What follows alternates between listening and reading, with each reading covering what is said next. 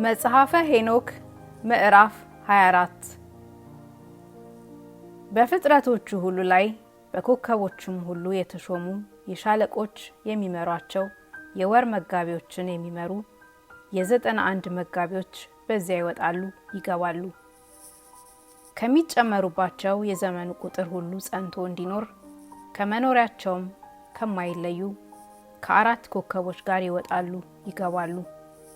በዘመኑ ቁጥር የማይጠሩ እነዚህ ኮከቦች አራቱን ጳጉሜን ይመግባሉ። እነዚያ ኮከቦች ዓለሙ ጸንቶበት በሚኖረው ዘመን በእውነት ይገዛሉና በእነሳቸው ሰዎች ይበድሉባቸዋል።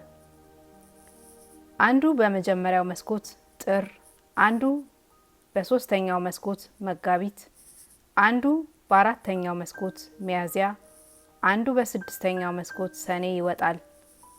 ይህ ዓለም ጸንቶበት የሚኖርበትን ቀን ጠንቅቆ ቢቆጥሩት ይህ ዓለም ጸንቶበት በሚኖረው በ364 ቀን ይጨርሳል።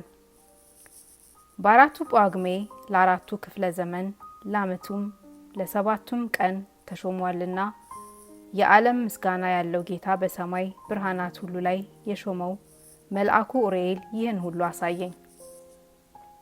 በዚህ ዓለም በሰማይ ያበሩ ዘንድ ወደዚህም ዓለም ይመጡ ዘንድ ጨረቃና ፀሐይ ከዋክብትም በሰማይ ሰረገላዎች ሁሉ የሚዞሩ ቅኔታት የሚባሉ ኮከቦችም ሁሉ ለሌሊትና ለቀን መሪዎች ይሆኑ ዘንድ በእነዚህ ሁሉ ላይ ሾሞታልና አሳየኝ።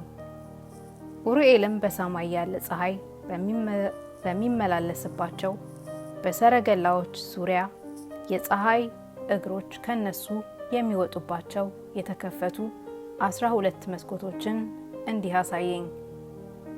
በታወቁባቸው ዘመኖች በተከፈቱ ጊዜ ከነርሳቸው በዚህ ዓለም ድርቅ ይወጣል። ለነፋሶች ጠልንም ለሚያወጣ ነፋስ በዘመኖች በተከፈቱ ጊዜ በምድር ዳርቻ ሆኜ ጨረቃና ፀሐይ ኮከቦችም የሰማይ ፍጥረቶችም ሁሉ በምዕራብና በምስራቅ ከነሳቸው የሚወጡባቸው የተከፈቱ 12 መስኮቶችን በምድር ዳርቻ ባለ በሰማይ አየሁ። ብዙ የሆኑ የተከፈቱ መስኮቶችም በግራና በቀኙም አሉ።